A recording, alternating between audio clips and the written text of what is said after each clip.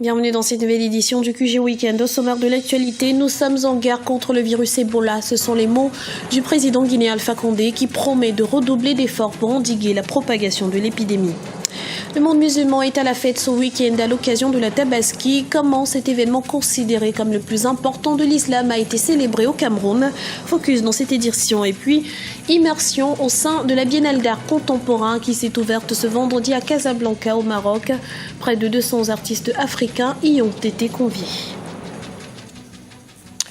Le gouvernement guinéen engage une guerre contre le virus Ebola. Face à la presse, le président Alpha Condé a fait de la lutte contre l'épidémie qui reste à ce jour une menace pour la paix et la sécurité nationale la priorité de son gouvernement et ce, jusqu'à ce que la maladie soit totalement vaincue. Reportage de notre correspondant en Guinée, Mohamed Lamine Solano.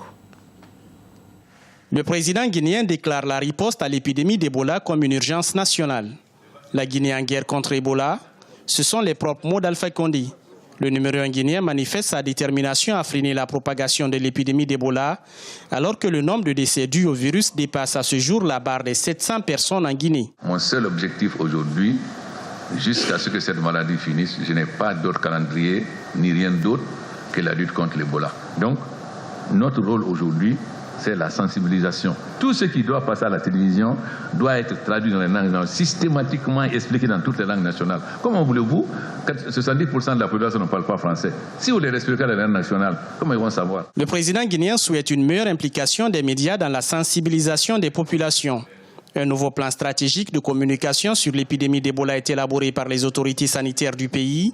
Il prévoit par exemple la mise en place de 13 centres de transit et 3 centres de traitement selon les données épidémiologiques pour la prise en charge des cas. Un système de prévention des infections est mis en place dans les structures sanitaires pour un renforcement de la surveillance des cas avérés. Le facteur communication est très pris au sérieux par les autorités. La plupart des réticences constatées dans certaines préfectures où on a les nouveaux cas sont dues à des déficits de communication et de rumeurs qui circulent dans ces localités. C'est pour cela que nous voulons mettre un accent sur la communication de proximité au niveau de ces villages afin qu'ils aient la bonne information et pour qu'ils adhèrent à nos différentes interventions. Et nous sommes sûrs qu'avec leur participation et leur contribution à plein gré, nous pourrons arriver à contrôler la maladie dans ces localités. Le président guinéen Alpha Condé annonce l'installation prochainement d'un hôpital militaire français à Macinta, au sud du pays. Doté d'un laboratoire pour les analyses biologiques, il comportera 50 lits et sera géré par la Croix-Rouge avec un important soutien de l'État. 120 observateurs de la communauté pour le développement de l'Afrique australe déployés au Mozambique pour surveiller les élections générales du 15 octobre prochain. Des observateurs électoraux qui seront divisés en 40 équipes puis déployés sur l'ensemble du territoire national. Ils auront pour mission de s'assurer du respect des normes et des principes garantissant des élections libres et transparentes que sont la participation effective des citoyens dans le processus politique ou encore l'égalité des chances pour tous les partis politiques dont l'accès aux médias publics. La communauté musulmane célèbre ce week-end la fête de la Tabaski au Cameroun. L'événement a été l'occasion de prier pour un retour rapide de la paix dans l'extrême nord du pays. Il faut dire que cette région connue pour ses richesses touristiques est perturbée par les attaques et les enlèvements perpétrés par Boko Haram depuis 2013. Reportage de notre correspondant Narcisse Doumbé. C'est sur fond de prière pour la paix que les musulmans camerounais ont célébré la fête de la Tabaski 2014. Dans un contexte marqué par la lutte contre la secte islamiste Boko Haram, c'est un message de paix, d'amour et de pardon qui a été prêché aux fidèles. 3 valeurs qui caractérisent les fondements de l'islam, une religion qui n'a rien à voir avec le terrorisme selon ses pratiquants. Nous dénonçons avec fermeté ce groupe terroriste qu'on appelle Boko Haram qui sème la mort, qui sème la zizanie. Boko Haram prend l'islam en otage. Boko Haram se sert de l'islam comme une façade pour abriter le terrorisme, la terreur et la mort. L'avènement de Boko Haram, c'est un phénomène, c'est un incident que j'appellerais un incident de l'histoire politique d'un ou de plusieurs pays. Donc ça n'entame en rien la foi des musulmans, ni même la pratique du musulman en général.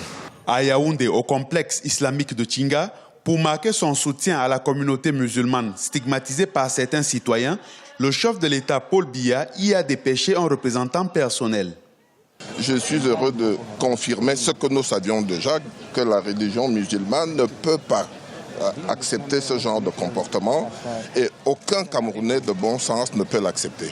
C'est quelque chose qui nous interpelle tous et nous continuerons tous derrière le chef de l'État à lutter contre cette secte qui endeuille nos familles et cela est douloureux pour tous les Camerounais de bonne foi.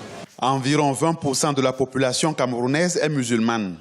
Cette communauté, majoritairement issue des 3 régions septentrionales du pays, cohabite pacifiquement depuis des siècles avec leurs voisins chrétiens et animistes. Dans l'actualité également, début de la campagne électorale pour les élections législatives en Tunisie. Un scrutin qui, près de 4 ans après la révolution, ambitionne de doter le berceau du printemps arabe d'institutions démocratiques et pérennes. Le 26 octobre prochain, quelques 5,2 millions d'électeurs devront élire avec près de 2 ans de retard sur le calendrier initial à 217 députés, dont 33 circonscriptions, y compris 6 à l'étranger. Le redressement de l'économie, la pauvreté ou encore le chômage seront au cœur de cette campagne. Un autre monde est possible, mais il est dans celui-ci. Tel est le thème de la 2e édition de la Biennale internationale de Casablanca qui s'est ouverte ce vendredi au Maroc. Un événement qui voit la participation de nombreux artistes, professionnels comme amateurs. Ils sont venus célébrer l'art contemporain et promouvoir l'industrie culturelle. Anan Faro. Des œuvres mises en scène pour le plus grand bonheur des amateurs d'art contemporain. Pour cette 2e édition, la Biennale internationale de Casablanca réunit au même endroit pendant 10 jours plus de 200 artistes. À partir du thème de la Biennale, j'ai fait un choix de ces 2 peintures que vous voyez derrière moi et d'une petite installation qui est à l'entrée de la Biennale. Et les 2 œuvres qui sont ici parlent un petit peu de cette Afrique qui peut être, où les choses peuvent être possibles et on peut avoir une autre vie, comme le dit Gilbert Angeorge. Une autre vie, un autre monde possible, c'est le thème de ce rendez-vous casablancais qui fait la part belle aux artistes continentaux. Ça m'a inspiré parce que tout simplement je suis africain entièrement, géographiquement, culturellement et dans l'âme et puis je l'ai toujours je suis né africain, je ne le suis pas devenu et puis voilà, donc là on est derrière l'œuvre L'Homme aux traces et L'Homme aux traces c'est la trace de l'homme de l'humanité et l'humanité pour moi avant tout c'est l'Afrique, c'est le berceau de l'humanité. Il y a toujours cette continuité de l'art africain depuis la nuit des temps au niveau sculptural, maintenant peinture, il y a d'autres médiums, que ce soit la photo, la sculpture, l'installation et il n'y a plus cette notion nord-sud mais il y a aussi sud-sud. L'Afrique est à l'honneur de cette biennale qui se poursuit jusqu'au 12 octobre. L'événement sera également ponctué de tables rondes afin de prolonger le dialogue entre le public et les artistes. C'était le journal de la rédaction. Nous vous remercions pour votre fidélité. Retrouvez dans un instant une nouvelle édition du QG Weekend sur Africa 24.